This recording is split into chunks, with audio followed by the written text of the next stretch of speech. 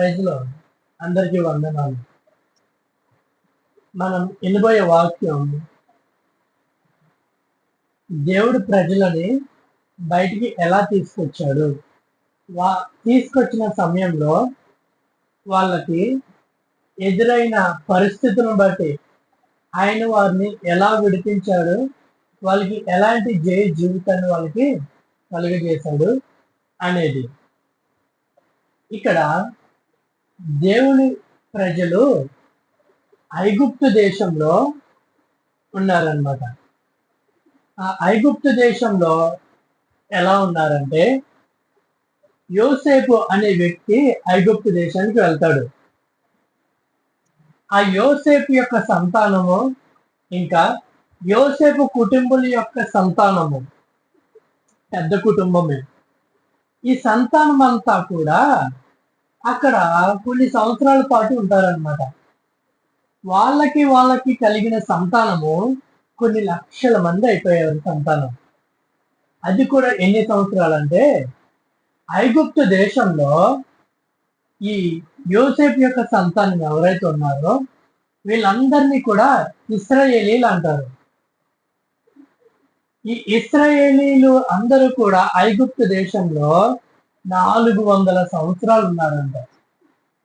ఈ 400 సంవత్సరాలు కూడా బానిసలుగా ఉన్నారంట దేశంలో. అసలైతే ఆ దేశము వారిది కాదనమాట. యోసేపు ఆ దేశానికి వెళ్తాడు. ఆ సమయంలో వాళ్ళ దేశంలో కరువు రావడంతో దేవుని చిత్తం వలన ముందుగానే పంపించబడతాడు. ఆ ఐగుప్తు దేశంలో వీళ్ళకి కరువు కాలంలో వీళ్ళకి ఆహారం దొరుకుతుంది. దాని నిమిత్తము యోసేపు అక్కడికి వెళ్తాడన్నమాట.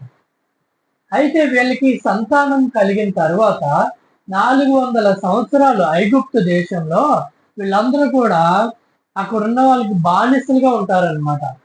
అంటే అక్కడ వెట్టి చాకరీ చేస్తారు ఐగుప్తు దేశంలో. ఈ ఇశ్రాయేలీల ప్రజలందరూ కూడా ఈ వెట్టి చాకరీ అనేది ఎలా అంటే, ఇటుకలు తయారు చేయడం అనేది ఆయా పనులలో వాళ్ళని పెట్టారనమాట. వీళ్ళకి పని చాలా భారంగా ఉండేది ఎప్పుడూ కూడా. అయితే వీళ్ళకి పని భారంగా ఉండడంతో వీళ్ళకి వేరే మార్గం లేదు. వాళ్ళు చాలా మంది అందులో ఉన్న వాళ్ళు అక్కడే పుట్టారు, అక్కడే పెరిగారు కాబట్టి వాళ్ళు ఇంకా అలానే అడ్జస్ట్ అయిపోయేవారు అనమాట. అయితే నిజానికి వీళ్ళందరూ చెప్పాలంటే ఈ ఇశ్రాయేలీలో అందరూ కూడా దేవుని ప్రజలు అనమాట. ఇశ్రాయేలీలు ఎవరైతే ఉన్నారో ఐగుప్తు దేశంలో వీళ్ళందరూ కూడా దేవుని ప్రజలు, దేవుని బిడ్డలు అనమాట. వీళ్ళందరూ కూడా దేవుని ప్రజలు. అయితే వీళ్ళందరూ కూడా బానిసత్వంలో అక్కడ ఉంటాడు. ఉన్నప్పుడు దేవుడు ఏం చేస్తాడంటే, వీళ్ళందరూ ఇన్ని సంవత్సరాలు 400 సంవత్సరాలు బానిసలుగా ఉన్నారు. వీళ్ళని విడిపించాలి. అంటే వీళ్ళని ఎక్కడికి తీసుకురావాలి అంటే, వీళ్ళకి దేవుడు ఒక దేశాన్ని ఇస్తా అన్నాడు. అదే పాలు తేనెలు ప్రవహించు దేశంగా పిలుస్తారనమాట.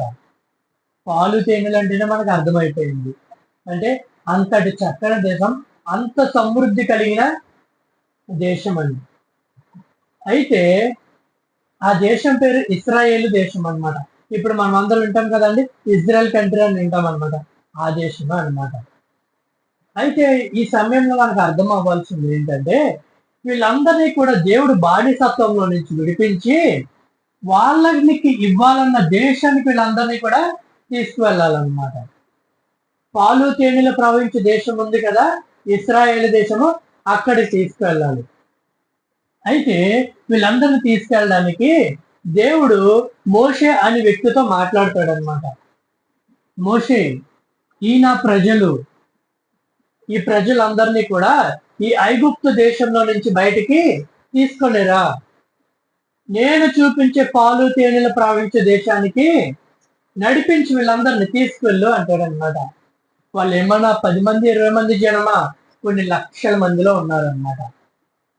కానీ దేవుని ప్రణాళిక ఏంటంటే, వీళ్ళందరూ కూడా ఇంకా బానిసత్వంలో ఉండకూడదు, ఒకరి కింద వెట్టి చాకరీ చేస్తూ ఉండకూడదు. ఎందుకంటే వీళ్ళందరూ కూడా ఆయన ప్రజలు. ఈ ప్రజలందరినీ కూడా ఒక మంచి దేశానికి తీసుకెళ్ళాలి. వీళ్ళకంటే ఒక స్వతంత్ర దేశము ఉండాలి, వీళ్ళు బానిసలుగా ఉండకూడదు అనేది దేవుని సంకల్పం అన్నమాట. అది దేవుని చిత్తము. అయితే కొన్నిసార్లు మీ జీవితాల్లో కూడా ఏదో ఒక స్థితిలో తెలియకుండానే ఏ పని చేస్తున్నప్పటికీ కూడా ఒక బానిసలుగా ఉంటున్నారేమో మీరు. లేదంటే ఒక కుమిలిపోయి బాధపడుతూ చేస్తూ పనిలో ఉంటున్నారేమో. లేదంటే అదే జీవితం అనుకొని మీరు అడ్జస్ట్ అయిపోయి ముందుకు వెళ్ళిపోతా ఉన్నారేమో.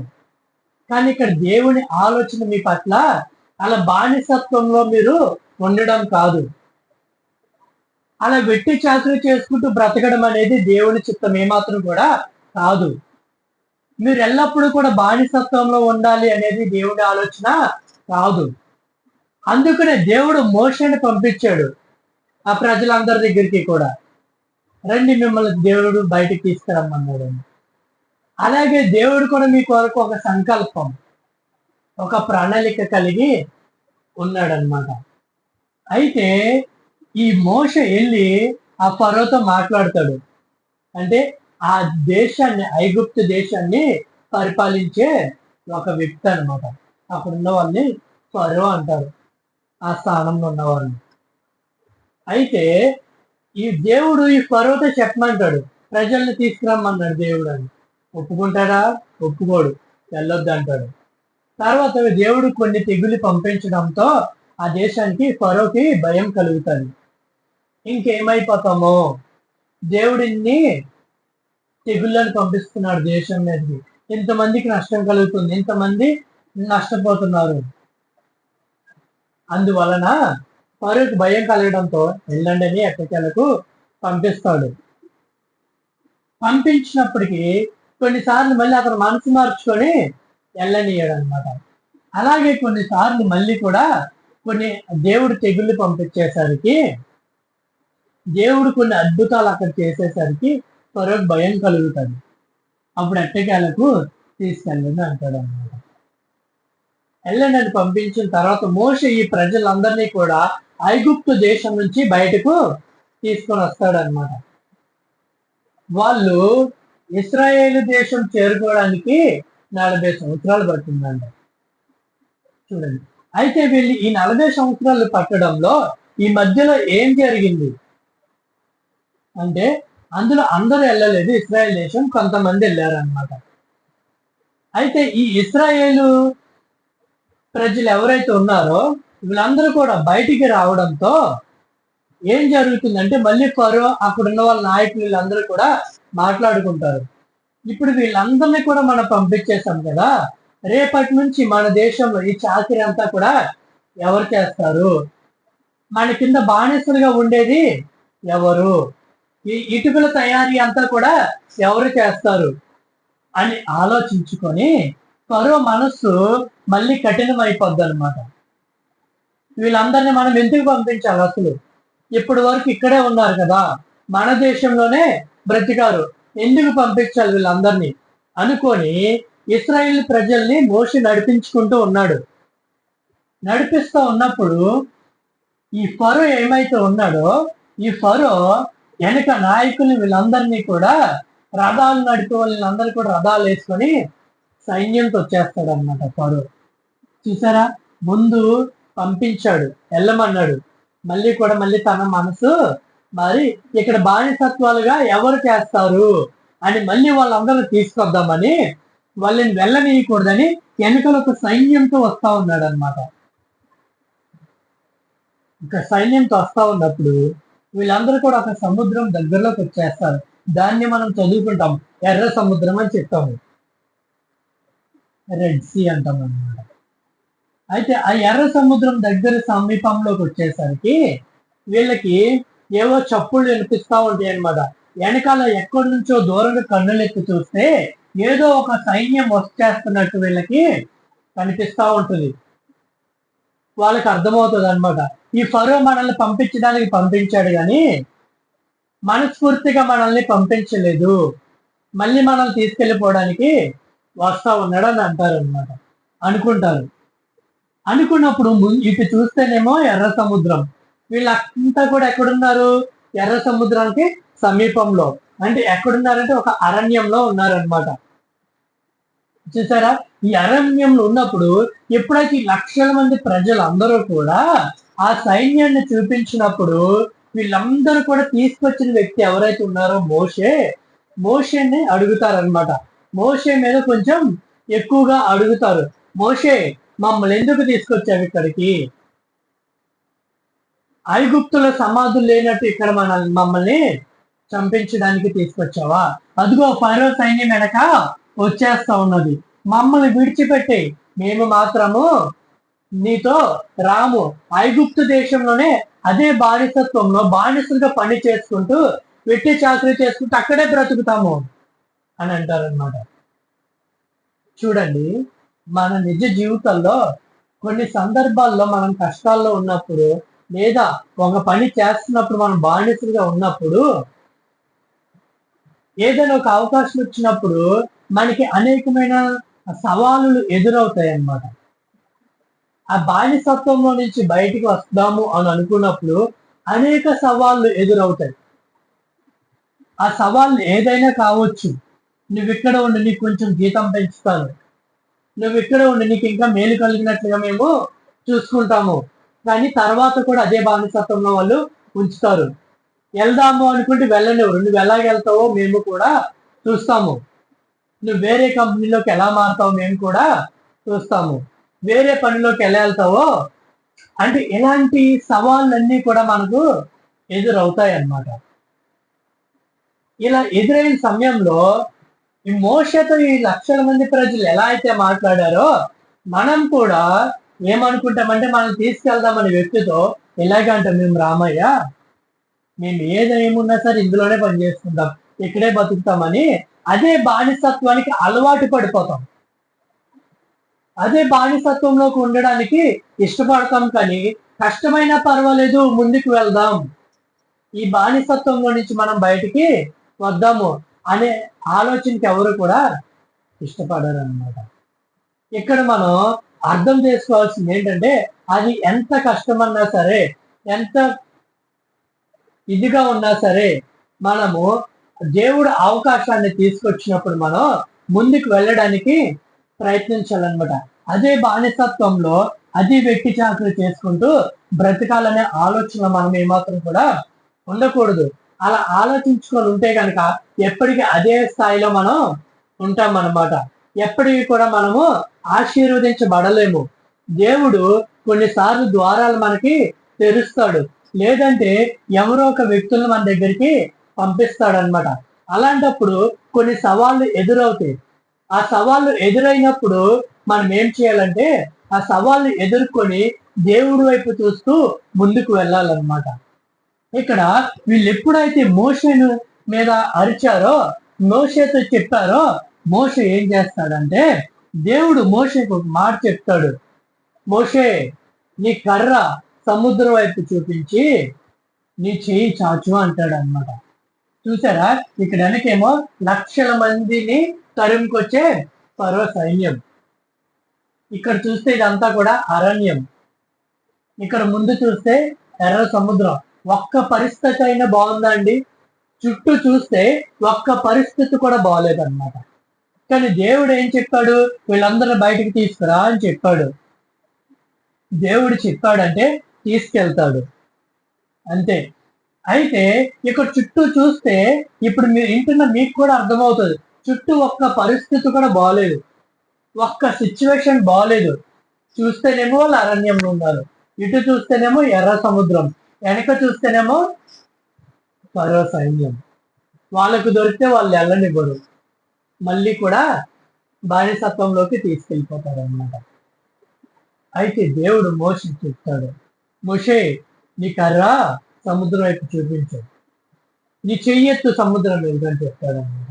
అయితే ఎప్పుడైతే మోషే కర్ర ఎత్తి సముద్రం మీద చేయి చూపించాడో, దేవుడు తూర్పు గాలిని, పెద్ద గాలిని తీసుకొస్తాడు.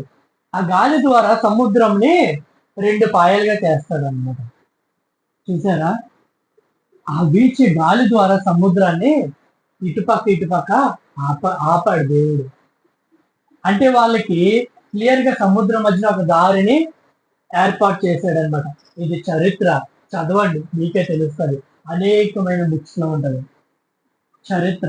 ఇది దేవుడు చేసిన అద్భుతం అన్నమాట ఐగుప్తు దేశంలో. ఈ రోజుకి కూడా నాటికి కూడా ప్రబలుతున్న ఒక మంచి సందేశం ఇది. ప్రబలుతున్న ఈ రోజుకి కూడా దేవుని అద్భుతం ఇది. అనేకమైన రథాలు చాలా మంది సైంటిస్టులకి మనకి దొరికాయి అన్నమాట. ఇది చరిత్ర. అయితే దేవుడు ఆ సముద్రం మధ్య ఒక మార్గాన్ని ఏర్పాటు చేశాడు అనమాట. చెప్పాలంటే ఆ సముద్రం మధ్య దేవుడు ఏం చెప్పాడు? వీళ్ళందరినీ కూడా నడిచి వెళ్ళమన్నాడు. ఇంక వీళ్ళ ఆనందంతో నడిచి వెళ్తూ ఉన్నారు సముద్రంలో. ఎలా ఉందంటే సముద్రము 2 పక్కల కూడా గోడలుగా ఉన్నాయంట. చూసారా? దేవుడు ఎంత అద్భుత కార్యం చేశాడో అర్థం అవ్వాలంటే మార్గం లేని చోట్ల మార్గాన్ని చూపించాడు అన్నమాట. అక్కడ చుట్టూ ఏ పరిస్థితి బాలేదు. వెనక్కి వెళ్దామంటే ఫరో సైన్యం, ఇటు చూస్తే అరణ్యం, ఇక్కడ చూస్తే ఎర్ర సముద్రం. ఎటు వెళ్ళడానికి వాళ్ళకి వీలు లేదు, అవకాశం లేదు, మార్గం లేదు, దారి లేదు. ప్రతి సిచ్యువేషన్ కూడా క్లోజ్ బాగాలేదన్నమాట. ప్రతి డోర్ కూడా క్లోజ్ అయిపోయింది అక్కడ. కానీ అక్కడ మార్గం లేని చోట్ల మార్గాన్ని చూపించాడు దేవుడు, మార్గాన్ని కలిగించాడు దేవుడు. ఈ రోజు మీకు కూడా చుట్టూ ఎన్ని ఇబ్బందులున్నా, మీరు బానిసత్వం నుంచి బయటకు వద్దామనుకున్నా, మీ చుట్టూ ఉన్న డోర్స్ అన్ని క్లోజ్ అయిపోయినా, ఒక్క మార్గం కూడా కనిపించకపోయినప్పటికీ కూడా దేవుడు మార్గాన్ని తెరిచే దేవుడు, ద్వారాన్ని తెరిచే దేవుడు, ఒక మార్గాన్ని చూపించే దేవుడు. మనం విశ్వసించినట్లయితే, దేవుడి వైపు చూడగలిగినట్లయితే, ఇక్కడ ప్రజలందరూ కూడా దేవుడి వైపు చూడలేదు, మోషే మీద అరుస్తా ఉన్నారనమాట. మమ్మల్ని ఎందుకు తీసుకొచ్చావు ఇక్కడికి? మేము చనిపోయేది అక్కడే చనిపోదాం కదా, మేము రాము, అక్కడే బానిసలుగా మేము వెట్టి చాకరీ చేస్తూ బానిసలుగా బ్రతుకుతాము, కానీ ఇక్కడికి ఎందుకు మమ్మల్ని తీసుకొచ్చావు అని అంటాడు అనమాట. కానీ మనం కూడా అటువంటి సిచ్యువేషన్ ఉన్నప్పుడు దేవుడి వైపు చూడాలి. మోషే ప్రజలందరూ అన్నప్పటికీ కూడా ఏ మాత్రం కూడా నిరాశ చెందకుండా తీసుకురమ్మన్నది దేవుడు, నాతో మాట్లాడింది దేవుడు, నాకు చెప్పింది దేవుడు అని దేవుడు వైపే చూశాడనమాట. ఈరోజు మీరు కూడా చుట్టూ ఉన్న పరిస్థితుల వైపు చూడొద్దు, చుట్టూ ఉన్న పరిస్థితుల వైపు అస్సలు చూడొద్దు. అది ఎటువంటి పరిస్థితులైనా సరే మీరు దేవుడి వైపు చూడండి. మీరు ఏ సిచ్యువేషన్ ఉన్నా దేవుడి వైపు చూడండి. ఒక మార్గాన్ని చూపించే దేవుడు అన్నమాట. ఎప్పుడైతే ఈ ప్రజలందరినీ కూడా ఇలా నడిపించుకుంటూ వచ్చాడో, వెనక ఈ ఫరో సైన్యం కూడా నడిచి వెళ్ళిపోదాం అనుకున్నారు అనమాట. ఈ ప్రజలందరూ చేరుకుంటున్నారు అవతల వైపుకి. చేరుకున్న తర్వాత దేవుడు వాళ్ళని కూడా సముద్రంలోనికి రప్పించాడు అనమాట. ఒక్కసారిగా ఆ సముద్రపు యొక్క నీళ్లను వదలగానే దేవుని ప్రజలను ఇశ్రాయేలీలు దాటగలిగారు. ఎవరైతే ఈ ఐగుప్తు ప్రజలు ఉన్నారో వీళ్ళందరూ కూడా రథాలు వేసుకొని వచ్చారో వీళ్ళందరినీ కూడా ఆ సముద్రపు నీళ్ళలో ముంచేసింది అన్నమాట. వీళ్ళందరూ కూడా ఈ సైన్యం అంతా సముద్రంలో మునిగిపోయారు, అక్కడికక్కడే చనిపోయారు అన్నమాట. తర్వాత ఇశ్రాయేలీలు ప్రజలంతా వీళ్ళ చనిపోయిన ఐగుప్తీయులందరినీ కూడా సముద్రపు ఒడ్డులో చూశారంట. చూసారా? దేవుడు చేసే కార్యాలు అలా ఉంటాయి అన్నమాట. మనకి ఎదురయ్యే పరిస్థితి ఎటువంటి పరిస్థితి అయినా, అది సిచ్యువేషన్ ఎలాంటిదైనా సరే, ఎంత దారుణమైన పరిస్థితి అయినప్పటికీ కూడా మార్గాన్ని చూపించగలిగే దేవుడు అన్నమాట. ఒక ద్వారాన్ని తెరవగలిగిన దేవుడు. ఈ ఐగుప్తీయులు అందరూ అంట కొట్టుకొని వచ్చి ఆ ఒడ్డుని పడ్డారంట చనిపోయి. వీళ్ళందరినీ కూడా ఇశ్రాయేలీలు ఐగుప్తీయులు అందరినీ కూడా ఒడ్డుని పడిపోవడం చూశారంట. చూడండి, ఎవరైతే పట్టుకుందామని వచ్చారో వాళ్ళే చనిపోయారు. ఇక్కడ దేవుడి ప్రజలందరూ కూడా సురక్షితంగా బయటికి రాగలిగారు అన్నమాట. చూసారా, ఈరోజు మీరు కూడా మీ చుట్టూ ఉన్న పరిస్థితులు ఎలాంటివైనప్పటికీ కూడా, ఇబ్బందులు ఎలాంటివైనప్పటికీ కూడా, మీరు ఎటువంటి బానిసత్వంలో ఉన్నా, మీరు ఎటువంటి వెట్టి చాకరీ చేస్తూ ఉన్నప్పటికీ కూడా, మీరు దేవుడి వైపు విశ్వాసంతో చూడగలిగితే ఆయన ఒక ద్వారాన్ని మీ కొరకు తెరవబోతా ఉన్నాడు. ఒక అవకాశాన్ని ఆల్రెడీ దేవుడు మీ దగ్గరికి తీసుకొని వచ్చాడు. ఆ అవకాశాన్ని కూడా మీరు ఎవరు కూడా వదులుకోవద్దు. చుట్టూ ఉన్న పరిస్థితులను చూసి వెనకడుగు వేయకండి, ముందుకు వెళ్ళండి. మీరు బానిసత్వం నుంచి విడవబడతారు. దేవుడి ప్రజలని మీరు ఒక గొప్ప స్థాయిలో ఉండబోతా ఉన్నారు. దేవుడి ప్రజలని మీరు ఒక ఆశీర్వాదం కలిగి జీవించబోతున్నారు. ఈ మాటలను బట్టి దేవుడి వైపు చూస్తూ ముందుకు సాగమని అందరినీ కూడా యేసు నామములో దీవిస్తున్నాను. అందరికీ వందనాలు.